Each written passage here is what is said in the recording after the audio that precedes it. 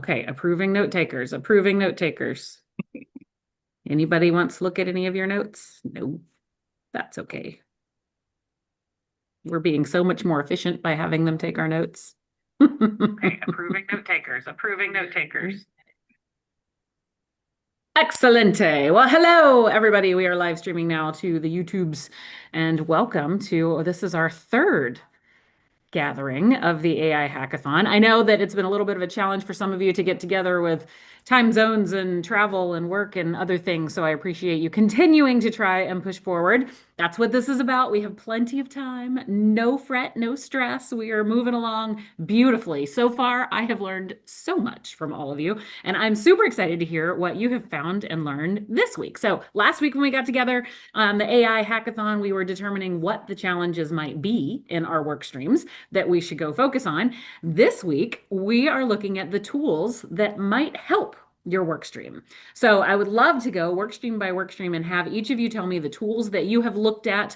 And you don't have to pick one yet, but if you have already picked one and you think you're going to go use it, you can definitely call that out.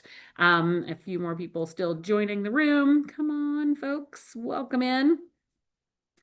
Hi, hi. As soon as they keep joining. Okay. Let's see who of our leads are here today. So, Sarah Beth, I know that you guys haven't really officially been able to meet over this last week, but have you offlined a little bit and determined some tools that might be useful for the content team? Yeah, so I would love to have some feedback from you guys. I'll drop my Figma in the chat about what experiences that you guys have had, when challenges that you've had with executing and coming up with event content. One of my big challenges is cross-pollinating between teams. So I really like the idea of using Notebook LM for that.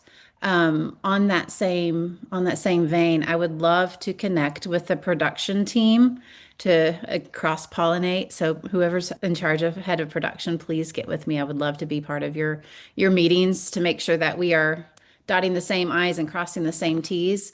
I'm also interested in that. I was just trying to remember what it was called. That new program that we have a 3-month trial Oh, of. Spark it or Spark or something. Parts, that's right. I was looking at that yesterday and I was like, okay, there are some things in here that might be really great. And then looking at what potential, like if we wanted to use an AI host, like what does that look like? So I'm right now I'm trying to figure out exactly what challenges we want to focus on, and then I want to find a solution as opposed to finding a solution and going the other direction. So I'm still a little bit stuck there, and I would love some feedback from the team of what we wanted to focus on, so So that let's jump to the end in mind and talk September yeah. 24th. What is happening? We have a 1 hour program, and then we've got the 30-minute Q&A sausage making portion at the end. So what is our content for the program going to be? Do we think we want like an AI MC who is going to host the thing? Do we want a human MC because this is the humanity and the bots? Mhm. Exactly. That's my question. And are you I want to asking, get with production team to make a decision about, okay, what do we feel comfortable with producing? And the marketing team, what do we feel comfortable with? What kind of content do we feel comfortable with producing for the marketing team? I feel like that all go together. I think we all need to get in the same room to have a conversation to make sure we're not making siloed decisions. Okay. Yeah, Dax. I mean, it's a fascinating question, and I think one we could ask AI what its opinion is, but I wonder, this is one of the almost at the crux of how this can work, because in a sense, we have, I imagine most of us, a belief that events are about connecting humans with each other. And so I wonder if we would maybe consider experimenting with both, and evaluating the impact of each. So let's say, for example, we have a part of an agenda that is an AI host facilitated, and we have a part of an agenda that is human facilitated. Mm-hmm. It'd be fascinating to understand people's, levels of resonance with each of those, and use that in our analysis of this as an initiative. So That's how I would, in many ways, I see this as a pilot, a giant pilot of what works and doesn't work when it comes to AI for events. And so wherever we can A/B test stuff, I think we should try to do that. Like it. So, from a metrics and measurement standpoint, taking it back to the pre-creation of this event, should we be putting out a survey of some kind asking what people want to see in the We event, should be putting out or a do we survey. want to proclaim it and make this just our event and we move forward? No, 100%. And it's in our measurement approach is to develop a pre-survey. What goes into that survey, I think we will collaborate with an AI tool like Claude, getting ahead of Mhm. myself, to determine what the questions might be. And we will, of course, have to prompt it and outline what kinds of data we are interested in, what people's needs are, current behaviors when it comes to using AI for their events, the emotional how can I say it, like their perception of AI as a tool versus a job killer, whatever we want to say. We can ask some of those questions. Mhm. And then, yes, we can ask people, if we were to do an event or there is an event coming up, which is an AI hackathon, what ideally, what content would you like to get out of that? What interaction would you like to get out of that? Finding ways to craft that pre-event survey to help us not just pre-event measure, but also inform what we're going to do, Mhm. 100%. So as we think about this event, and when it's going to happen, we should really think about the timing of when we do that because it's probably something we would want to do fairly Pretty soon. soon. Yeah, Yeah. agreed. It Okay. sounds like I need to collaborate with that team too. Yes, sounds like Yeah, it. you should. You should. You bring me in. Perfect. Okay, so over the next week, then Sarah Beth, the content team will get with the production team and the survey measurement team, and y'all will put in market the survey to come back and tell us what we think content should be for September 24th. And then tell us along the way what AI you're using for that. So we already heard that we're going to use Claude to help us design the questions. Is there a vibe coded measurement survey tool that can be spun up? Natasha's nodding her head. Yeah, there's various ways to do that, but Your I audio's mean, all wonky, Natasha. oh,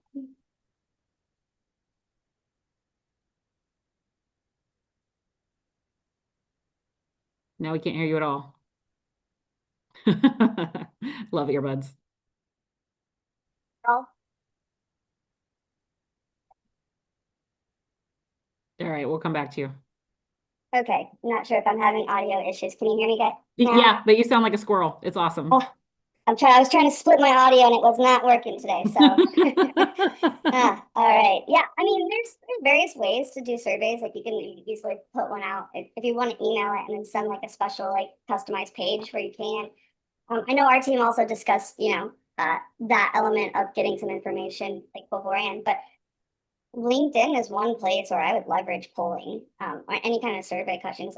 There's so many people on here who've got large amounts of followers that you could probably get the best feedback for event professionals in that space. So I would probably start just tapping in individually, on our channel, maybe like a consensus of like what the questions that we want to ask if people want to, use their polling. But I think that that's the fastest way to get really quick interactions, a super quick poll where people, because that's what I do. I see them, I'm like, oh, that's a really easy poll to go and hit a button and keep going. So I think if we, leverage those tools that we have in those platforms, we could get a really quick response about That's a what, great what idea. people want. So, Then every single one of us can post it and we can see what all the varieties of answers are. That's great. yeah. Fun. Okay, I love it. Okay, so let me jump back, Sarah Beth, content team. Anything else that you've been looking at from a tool perspective?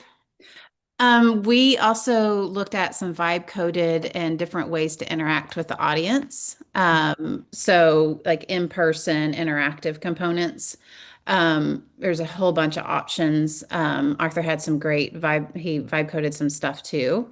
And then also post-event note-taking type opportunities or matchmaking services to, if you're doing a large scale event, that's what I think about as large scale event. What are those matchmaking services that will help you figure out which stage you want to listen to? Yeah. Um, So those are all kind of it'll depend on what we decide that we want to do on the content side and on the stage. Don't want to do Mhm. too much research until we make a decision about what direction we're going in, but those are all kind of marinating.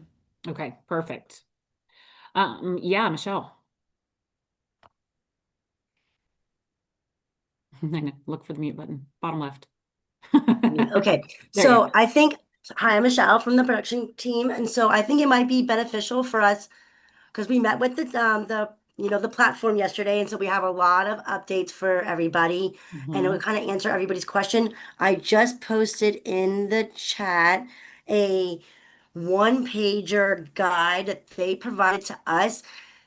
Very There's not very much detail in there, but it kind of just gives you an overview of what the platform, why it was created. And basically it was created for an individual organizer to come and basically customize a virtual venue of their liking. And I can share my screen if you like, because I actually have the so I started because I didn't know, do we have a name for our event? Because right now I have it AI Hackathon because we haven't came up with a name for We our do. event. We have a name. Yeah. So Oh, we have a last name? week we landed Okay. on the official name, which is, and pull up, it was super cute. It was the bots. Right. Hold on. Where do we go? Who has our name? It was Totally Human somewhere in there. It Brains was behind the bots. Brains Behind the Brains Bots, behind the a bot. Totally Human Yes. event. Yes. Okay. So I will fix that as soon as we're done with this. But let me close this out and see if I can share my screen. Here we go.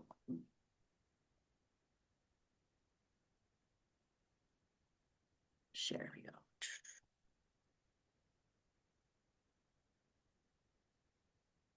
And so, yes, so we'll prepare everybody with the platform that we have is one of those kind of like you walk into a space that's been built and there's a Mhm. screen here and a room here and a thing here. So it does not have any AI inherently built into the platform. It is No, it does. intended to be spun up really quickly for people who want to put together an event that is a little bit more one way than say a Zoom. And so what we're looking at is how can we take this platform and infuse things that can make it more interactive, but then also have some opportunity for things that maybe are on demand. Maybe it's a watch when you want to type of room. There is also the opportunity to have booths, kind of old school built out booths. And I will tell you my personal opinion, I absolutely hate fake little people. And so I asked them if we could remove fake little people and fake little couches and stuff. So there are some opportunities to reskin some of this stuff. And can we use AI to design what the skin looks like? And so I think we can kind of take these pieces and move them through. Can everybody see my screen? We got it, Michelle. Go Okay, for it. perfect. So you're correct. So we can customize. So these all these like white rectangle boxes, those are our screens. We can have up to three, um, but we can actually have up to five rooms. However, there are some limitations with this. So for instance, we can remove the people, which I already did because they did mention that yesterday on the call that you didn't like people. We can remove the furniture if you want. So we can customize everything by the colors, by the flooring, by furniture, and then people. And then if you want to make any like the outside setting can be customized as well. And so we were thinking was we would bring everybody into this main like the lobby before we start the event where they can kind of congregate, and we asked if we can have a chat box set up because currently it's not offered with this platform, but they said that they are willing to add that for us if we just give them enough time. Mhm, And so we also asked about breakout sessions, like if we had to have, like, do we have to have only one session going on at one time? And the answer is yes. So mhm. basically is we can have multiple sessions, but we can't have them running at the same exact time.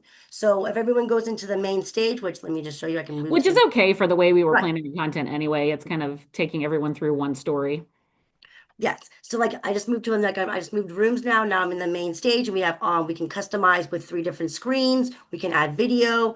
We can now the vibe coding. May not be a possibility to add that into this because it goes back to like their internal platform, their internal backend. So So question, because they are not a registration tool. They are a virtual event platform. And so I know they work with Swoogo and some of the we others go. for Reg, but that is an opportunity to vibe code a Reg site. But I don't Right. know if we can, I assume we could just connect it. Because Yes, we're so that sending was one of people the out to a link. questions. That was the Hmm. first question on the main screen was, what registration tool do we want to integrate with our event? So we haven't decided that yet. I don't know if that's a production team a decision, or that's a whole group team, like what we want to do for registration. What we want, but yes, they do work with Swigo, so we could utilize that as if we wanted to. Hmm. There's also, so there's a couple more rooms. There's an expo hall where you can have booths. Um, we can have our sponsors, basically we can set up 6 sponsors per expo hall, and we can have up to 2 expo, we can have up to 5 different rooms. So we could have 2 expo halls, a lobby, a main room, and then the last room would be, it's called the resource center.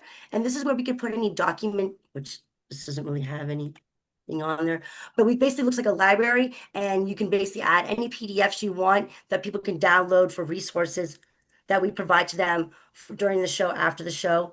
They said we can keep our platform open for this event, that people could come back and then rewatch, or not, basically explore through all the different the spaces, not just the day of the event, but maybe we thought about doing it a couple days before the event, letting people have access so they could kind of maybe walk around and see the space beforehand, before we start the event on September 24th.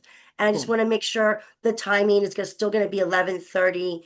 to 1, correct? Eastern time, yes. Perfect. Yep, that's what I put. Okay, good. Hmm. So the production team and everybody will have, and so I mentioned yesterday about the content team, the marketing team. I said, they need to have access as well. Annika brought up a great point. We asked them to provide us all the different resolutions and everything, that the dimensions that, the J, for images, video content, what it needs to be in. So it just makes our lives easier. That's something they haven't created yet, but they said they'd be willing to create it for us. Hmm. So, I mean, this is a piece that they could use for any client. So Yeah, why this is they great. wouldn't? And the tool, do Yeah. you remember the name of the tool? I know it's VCS, but I don't remember Oh, what it stands it's for. Virtual Creator Studio. Virtual Creator Studio. So this is in beta. They are looking for our feedback and how to use this. We are kind of the first people really to go to market with it. And so there is opportunity for us to give them feedback like this and kind of move down the path with it. So this is going to be really fun. Yes, there was only there's a couple, like, hiccups which we're gonna work through, but one of them is the program is really designed for people to access on their desktop. Mm. So when we said that, we're like, wait, so you can't go on your mobile? And she goes, you can, but then you won't have access to go to different rooms, go to the Hmm. resource, be involved with the chat. So if someone were So to, should we consider the dual path of just live streaming the actual main stage content to YouTube as well as being in the platform? So if anyone just wanted to pick it up, we could probably stream it to LinkedIn Live and YouTube so that it gets this max visibility. And even though it's not gated and we can't catch them, the people that are going to come into the platform could experience all of it, but then we can engage with them. exactly. That's exactly what we did. That's exactly what we came up I with our love it. plan, Yeah. and we're going to provide a need to know beforehand, so that the attendees, know beforehand, like if you're going to be joining from your mobile, this is the situation. If you're, this is what preferred to join it from your desktop. But Mhm. I need to know would go out as well. Maybe it could probably go out after the survey, because Mhm. it's, we only need, a week for Yeah, that. and all the people that are watching the live stream can always log back in later at some other time to get to Right. the resources, which is where all that stuff will live. That's great. Correct. I love it. Yep, and the team has been, they were really excited about, us doing this, and they've been really acceptable to our ideas, because there's couple, we threw a lot at them, like, oh, we don't have that yet, but doesn't mean that we won't do it. So like they have a kind of a wish list of things that we can, start, to implement within this whole platform. Perfect. Oh, that's great, Michelle. Thank you so much. No problem. Dara, I saw your note that you need to leave in 10 minutes, so let's get you in. Yes, so piggybacking off of Michelle, what you just talked about the Reg site, we did talk about that in our marketing meeting. And Allison and Natasha are going to work together on selecting what the Reg site experience should look like, whether that's like a coded thing in the front, or if we're using like an event tech provider, or what the best solution could be. Luma came up as one of the options. That's like a free option that people could use. But we're looking into that now to see like what might be the best option there. I know Allison Allison put in the chat, maybe Michelle, if you could look into if VCS would integrate with something that's vibe coded or if it has to be an event tech solution. That would be an interesting question because that would change how we select. I don't even think there's an integration necessarily. I think it's more of a like you just send them like in the confirmation or in the whatever. Is that right? Or no, there's an integration. There's an integration. So Okay. they've worked really hard about, to work with a lot of different platforms. And so hopefully the one that you guys want to do. And then I'll ask them about the vibe coding. Because I just knew we can't do the vibe coding within their back end for the actual event, but that doesn't mean we can't do it for the registration if we're using a different platform. Cool. So I will get that question asked for you. Okay, amazing. So that was one update. And then I also have a list of some other things as well. We have been working on the messaging and the graphics. We have a couple different options of what we're looking at to make our logo.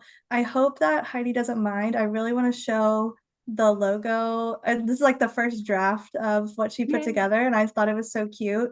So sorry, Heidi, if you didn't want to share this yet, but I thought this was really adorable. Oh, Of like the brains behind the bots, what a potential illustration could look like, or a logo design.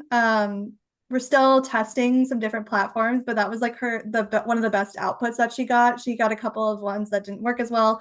So we're going to continue to test and look at a couple different platforms of like which can come up with the best logo what did design. she use for that one? Do you know?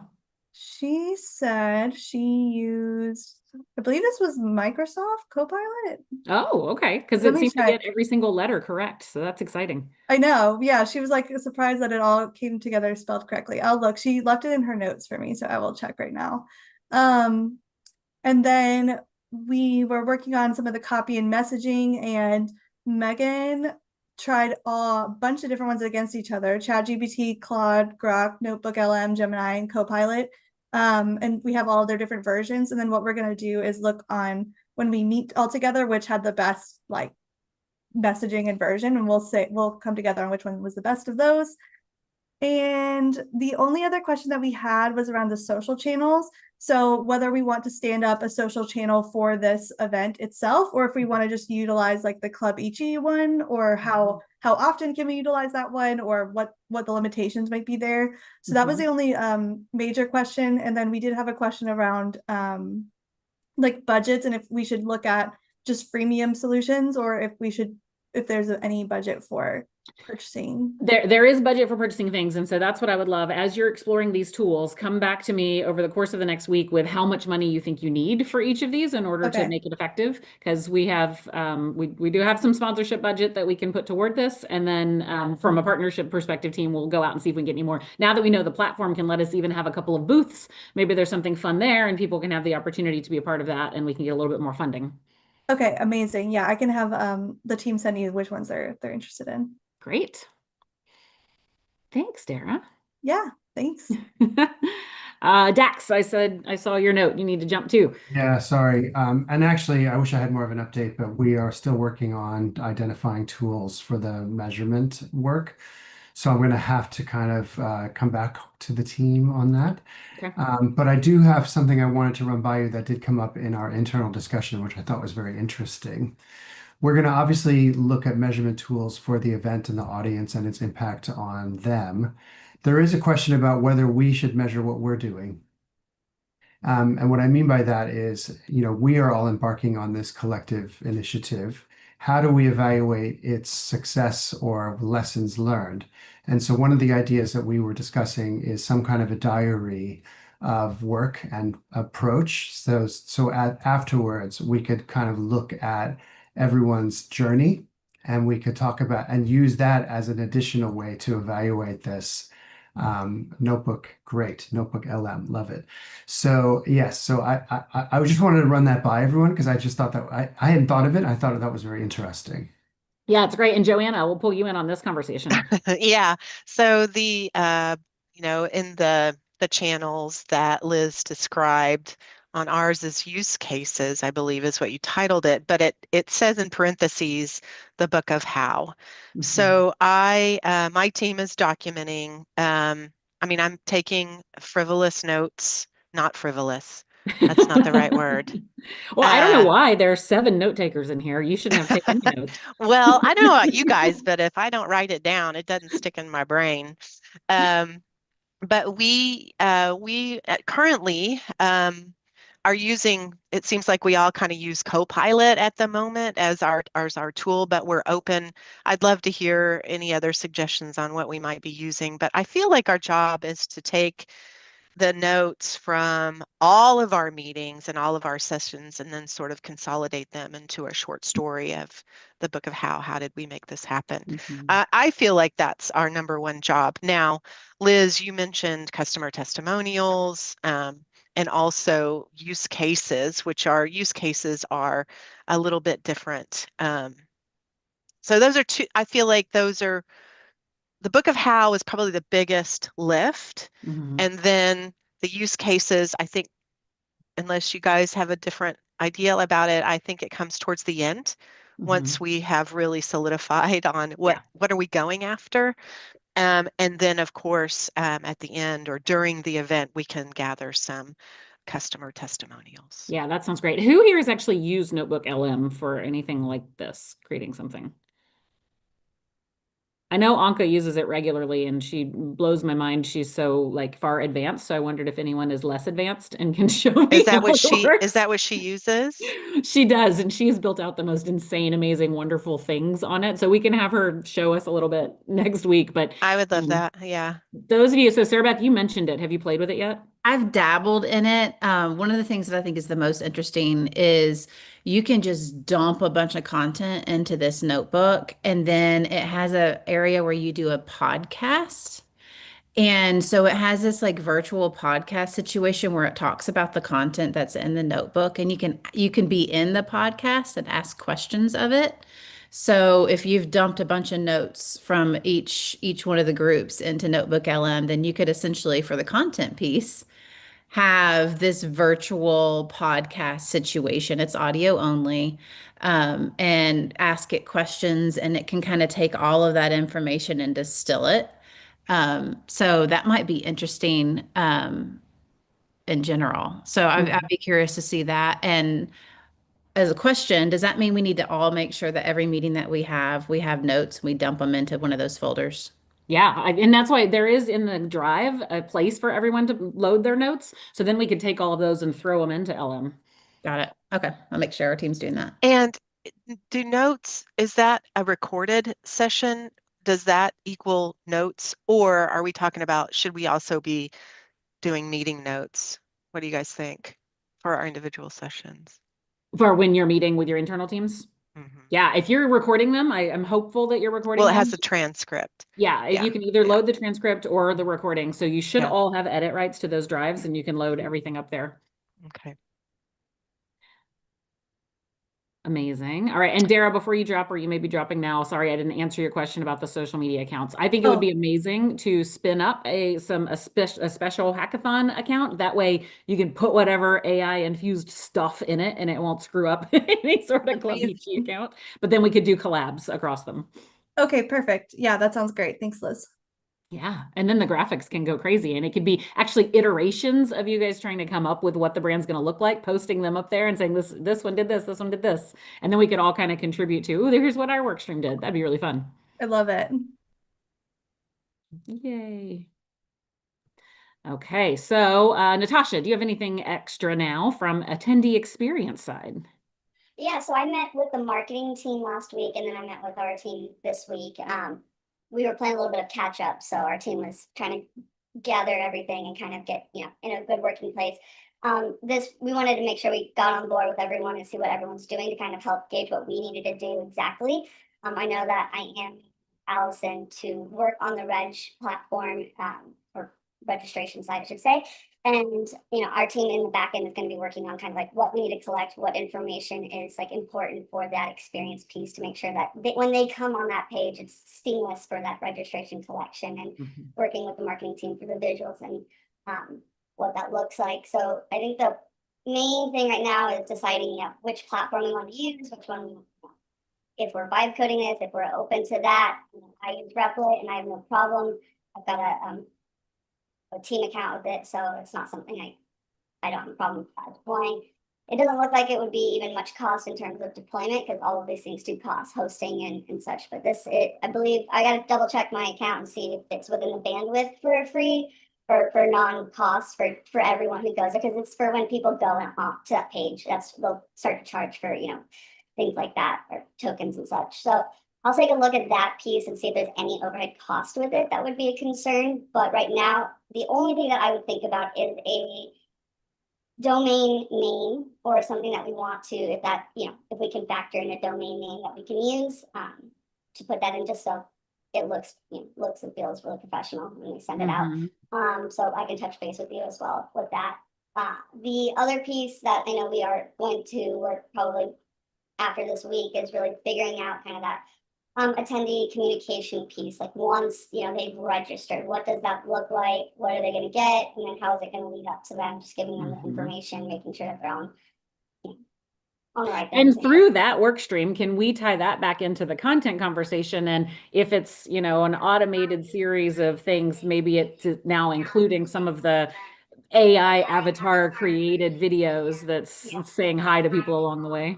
Absolutely. Yeah, absolutely. We can get really creative with that. I mean, there's lots of different little automations that we can put in there with marketing and content and making sure. And I don't know if any of you have seen David T. Stevens, his podcast that he does with Olympian Meeting, the Return on Wellness. At the beginning of every one of his podcasts, he has the avatar of himself telling you what the summary is that you're about to watch. And so it's just him in his Hawaiian shirt, and it looks remarkably like him. If you don't know him, you would think it's him. So we could still make it the AI avatar of one of us being the one talking to people. Oh yeah, I know I think Dax maybe was talking about it earlier about, the human and the avatar side. And I mean, you can make it a human avatar. It's like you can record yourself in any, visual that you can imagine. It could be a bot, it could be like a robotic bot, it could be, an animal. It just really depends on what you want it to be. So you could get creative with, having that voiceover with that avatar piece and make it really fun and creative and a little bit different than what you might normally see like a normal human head. But it's a human with just a little bit of, additional flair to it. So that was, one thing that we've been looking at. Another piece was the, attendee gifting experience. What's that going to look like? It's a virtual event, and obviously mail and things like that cost money and budget.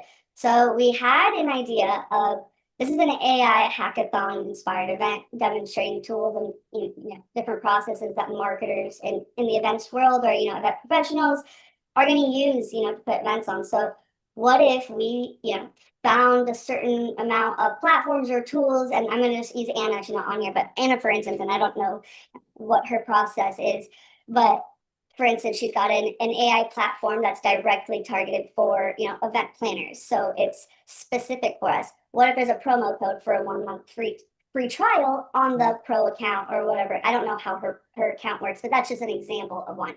And that's like, we could reach out to other smaller platforms or even ones that maybe we decide that would be worthwhile going after. Maybe we have a connection that we don't know through our networks, where we could get a promo code for ChatGPT Plus for an entire month, so that people who don't use the paid accounts can get a feel for it, because then they might not know, oh, okay, this $20 is worth this investment now. Like now I have a feeling like, okay, this is worth it. So giving people a little bit of plug and play with whatever tools that we can give them, I think that would be really exciting for people. I know the example I had used was I was part of this AI hackathon on one of the world's largest one. It was a recent one through one of the platforms. And that's what they did. So like anyone could sign up for this hackathon. It was like, I think 50,000 people who signed up, something insane. And the email that they sent out was like a toolkit, and it was an entire toolkit of like, here's these tools that you can have access to. Some people are going to give you 3 months free. Some people give you $300 of credit. So coming up with a little platform to a kit for that, for attendees to use, and kind of putting inclusions like how you can use them. That would be really, interesting way to look at it, I think, for them, and have fun to dabble into different tools that you might not have if you didn't have that free access. And I think so. Christine Glover and Megan Martin are on my partnerships team. So that's what we haven't met yet, because I wanted to hear the tools that y'all are interested in using. And then the three of us can start reaching out to some of those folks and saying, hey, do any of you want to support this or showcase what you're doing in some way? So I think that's perfect. Yeah, I think that would be. And then It's not necessarily the same thing. Like I know the book of how is an idea of what we're going to do afterwards. Well, what if there's another piece where it's not necessarily the book of how, but it could be like a prompt list, a specific prompt list that we, create that's specific and specified to event planners for event marketing, event registration site, event, vendor research, whatever it might be. You can create specific prompts that we can test and see if we like the outputs. We can test them on all the platforms. And here you go. Here's your one, event in a box type template. Here's what you can do to create your event with these prompts. Because that seems to be the common issue with people's outputs is prompting. Giving people a proper prompt will get you the proper output you're looking for. So I think that way prompt dictionary, that would be a really fun way to give them. And we can even do different styles of them. You can drop a couple of, throughout the event or, post events. So there's ways that we can get fun with getting prompts out. And are there prompts and fun things we can do that drive audience engagement? Like, when we put the what dog are you prompt in Club Ichi, 90% of our Club Ichi people came back as a border collie or some blend of a border collie. Yeah. And so we asked them to then make a picture of themselves using the tool. And so that was a really fun little thing. And, and then when the action figure thing was it, so what can we make up that gets all Club Ichi people posting stuff? Oh yeah, we can definitely like brainstorm a couple of ideas like AI generated art. So there's like a lot of different tools that you can generate different art pieces. And if we come up with maybe like a theme or a style that we want, because obviously if you don't have any kind of parameters, you don't know what you're gonna get. So coming up with a fun parameter like, oh, let's see what you could be or something, but depending on like what that what we prompt it to be, that they can come and have fun and they have some sort of expectation like, oh, they're going to get some really fun caricature. I think right now really popular is an anime style type of character. It's like that's a very big common thing I see. So is there a fun character that we can create for people who can be their own personal characterized avatar they can use going forward? And that's I've created one for just different things that I work on. It's so much fun. Like I can take a photo. So if you have a photo, you can tell Tiny like, hey, here's a photo of you. Let's put this in here, and then it will generate an avatar based on that image, and it's so much fun. So we can also reach out to like the Snap Bar and some of the photo things that are doing a lot with AI. And once we come up with our theme, like what is the roboticized version of me? And then maybe that's another partner conversation of these types of things we can add into the experience. Yeah, absolutely. I mean, it could also be something where like, okay, how could this tool, whatever, generation or whatnot, how could it benefit the person attending so that they can use it afterwards? Like the AI headshot, like you can put this on LinkedIn and look how much better you look. Yeah, something that could be, useful post event that they, it's like that value piece. They kind of get this, that they think there's different elements. They get the prompts, they'll get the book of how. Now they have an AI generated, image of them that they can use for different things. So really just giving them some stuff that's useful post event rather than we obviously can't send them swag and things like that unless we get some budget for it. But this way they have things to take away from and have like that value position. So yeah, that's great. So Pete, you're thinking we need to get a group of influencers that can help promote for us? Well, yeah, just more of an internal doc, just because I know there are people, and there might be your podcast triggered it. We may want to have a guest on a podcast or have one of the other podcasts promote our event prior to it and those type of things. So different ways to build up momentum. And we all have such a huge different network of event professionals that we're engaged with, besides just LinkedIn. I was just thinking of Julius's last thing that blew up. It'd be great if, David knows him well. I'm sure other people know him well, that he would promote us. Maybe even he might be a good guest if he's an AI or, you know what I mean? So we can kind of put him in the document and who, contact me if you want to reach out for sponsorship, those type of things. Because on these different companies, there might be someone that has a better contact than I did or you do. And I officially anoint all of you with the approval to go get on podcasts, go talk to them. And we have in the Slack channel a whole list of podcasts that exist in our industry. So if you want help getting on there and being a guest on other people's podcasts, go talk about it and share what you're learning. This is fun. So I like the idea of putting together kind of the influencer list of who we would maybe want to add in here. So on maybe one of our spreadsheets or something in the drive, we can start collecting a list of people that would be fun to engage in some way. Hey, Oh Liz. yeah, Sarah Beth, if one of the influencers will let us use them, it's like you don't have to do anything except send To me a be 10-second there, we're clip of just you going to talking. use your likeness. Hey, Liz, I was wondering if you were planning on putting this event on the upcoming events on Club Ichi, the website. Yes. Yes, we so since we didn't have the tool or reg site yet, I haven't created the actual final event of how people can go register. So it's there. If you look in Circle, it's on the weeklies. So these meetings, people can see that they are there. But then if once we get the actual official September 24th one, it will be its own special event. Okay, All thank you. right. Yeah, of course. How are y'all feeling about this? Work groups are doing really cool things. I haven't seen recordings of any of the other meetings, so if you are recording them and want to load them up, definitely do that. Who is going to take that notebook LM task? Oh yeah, go ahead, Pete. Yeah, just on our software that we're using, they are a little bit sensitive of like not exposing too much behind the scenes. Like they're asking for NDAs and different things. So one of the reasons we didn't share our first meeting is because of that. So it's just remember sensitivity when you're in a meeting to make sure that they understand this might be shared publicly or not. Sure. Yeah, that's a good point. So if we do have any NDA things that don't That's need why to you're be not going to get on a broadcast, of first course. meeting with that person. Yeah. Yeah, no worries. So the Notebook LM, which team is taking that one on to spin one up? And can you collaborate in that? Can you have multiple users on one notebook? Anyone know? Surely, Yeah. surely we can.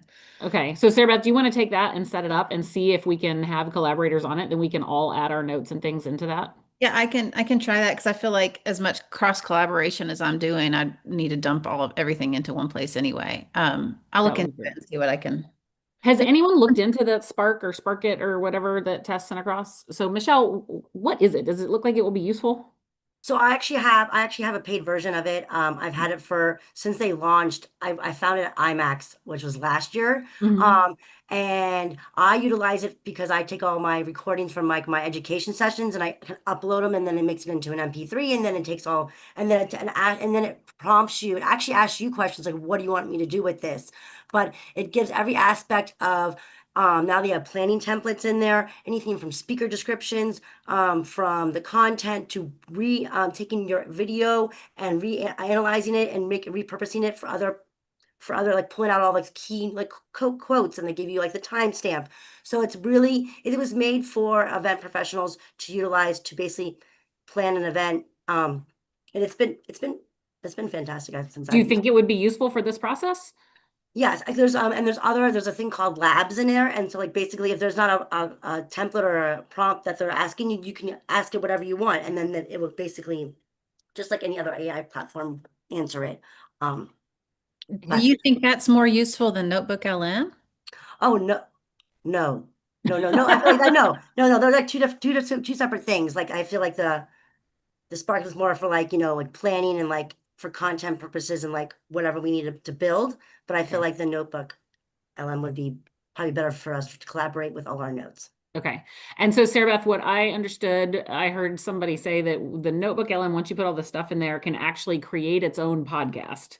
So maybe you can start figuring out once we all put notes in there, if it can do a little podcast summary of what happened at the meeting. And now Dara and the marketing team could go post it on the marketing channels and people can listen to that podcast too.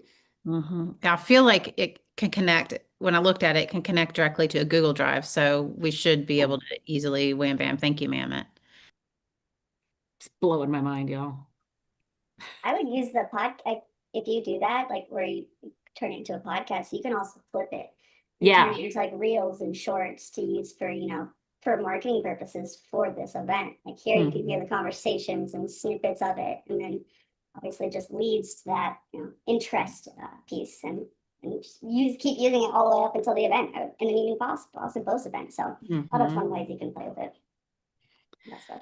So, with all of these things we're learning, is there a scenario where there is an entire event agency run with a solopreneur who has an entire team made of agents and bots that are doing these things and no additional humans? Is this possible? I want it.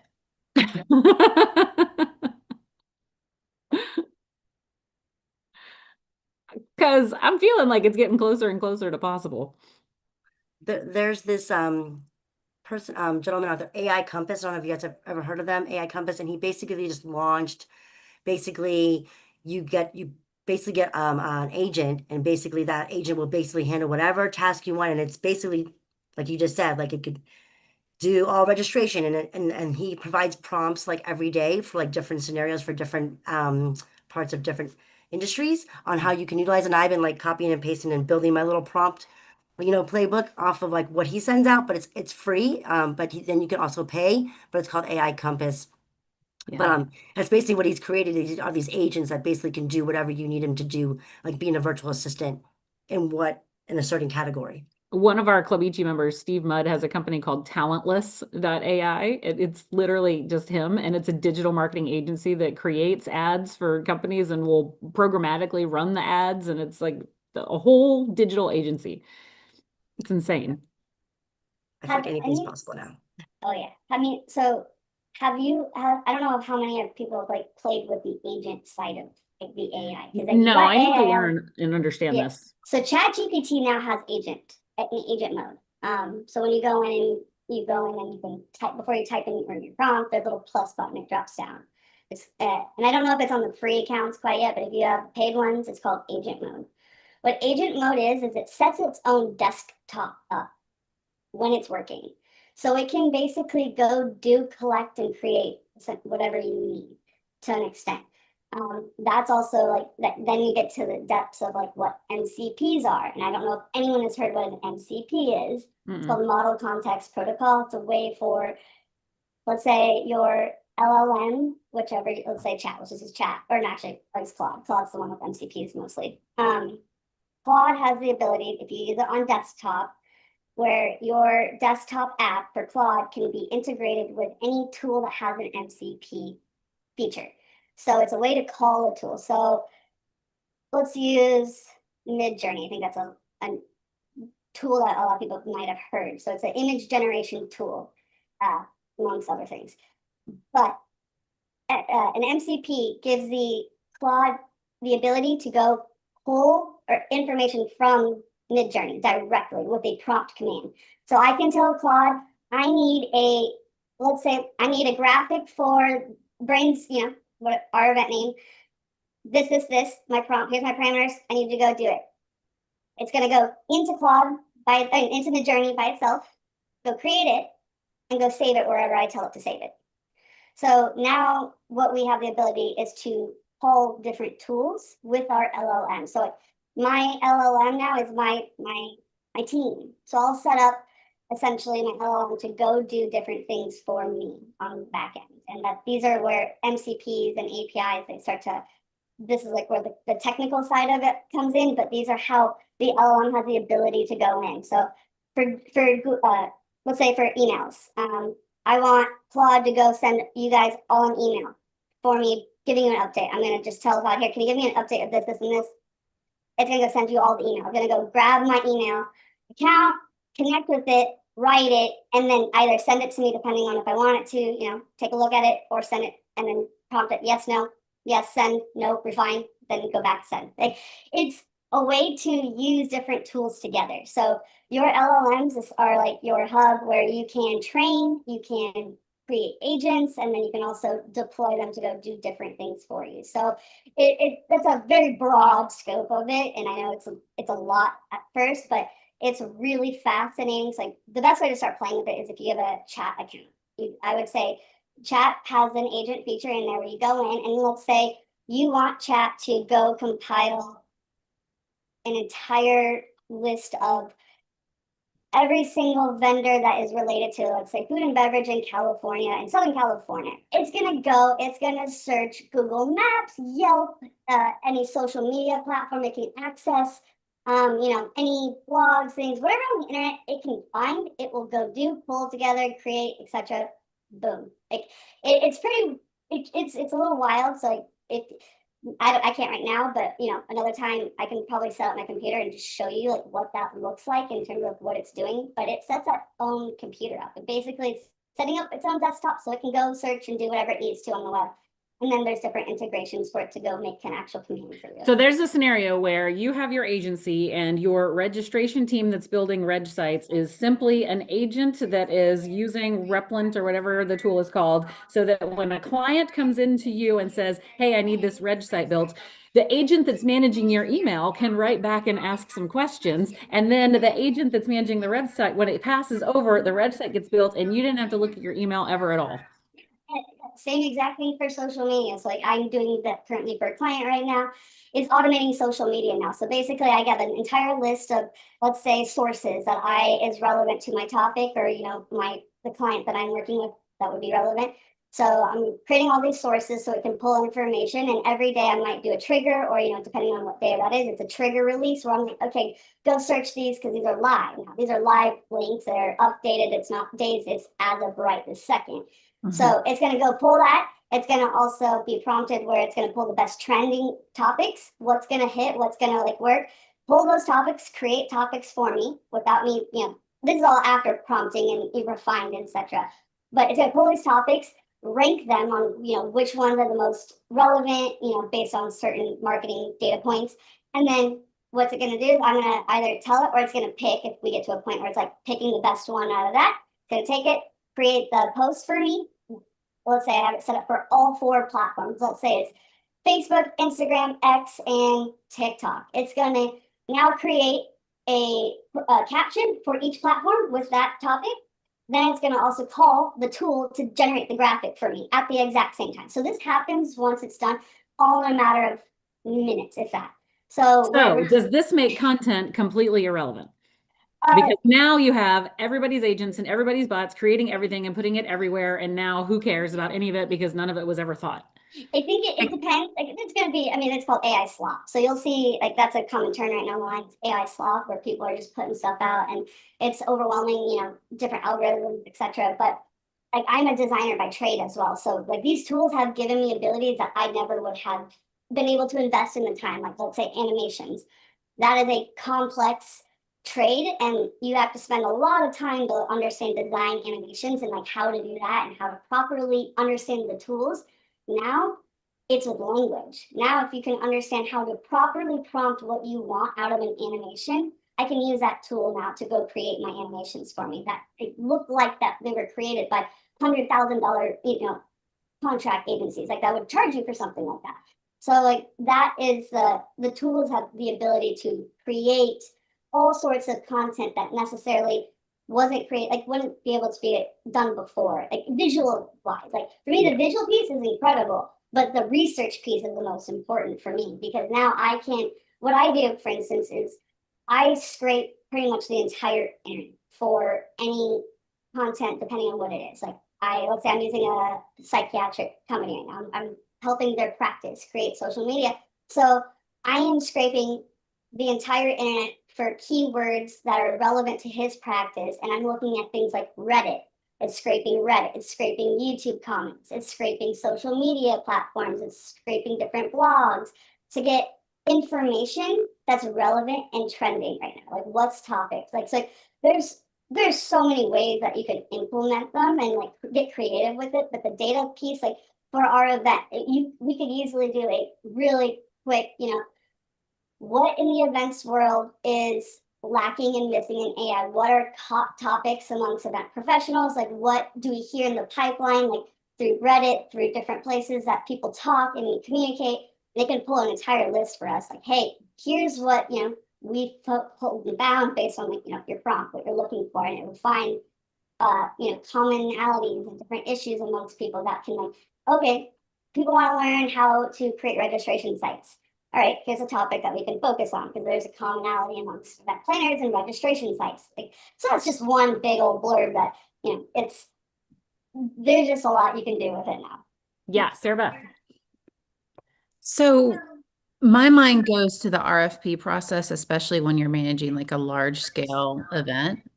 and how I could then use potentially one of these guys to go out and do all the RFPing that, you typically have to do, the creation of the RFP, the requirements, what type of negotiations you're willing to budge on, blah, blah, blah. Like I'm thinking about all the parameters that I set. And then all those back and forth conversations that you have with convention centers, hotels, especially for a citywide event, right? I used to manage an event that had up to 11, 12,000 room nights and 120,000 square feet of event space. So they were behemoths. If I would have had this tool, like I'm just thinking about like how much time could be saved in the RFP process and the site selection process if you are to use a tool that's like this robust that can go out and do the things that you need it to do, run in the background, so then you can then go and execute the event that you're getting paid to execute. Interesting. So many opportunities. I love these conversations. This is awesome. And actually, Annika put in the, I think she put on the Google Drive, she did what Natasha just talked about, a how-to guide using Claude and Manus to build a video. And so she put the steps, it should be in the Google Drive. Okay.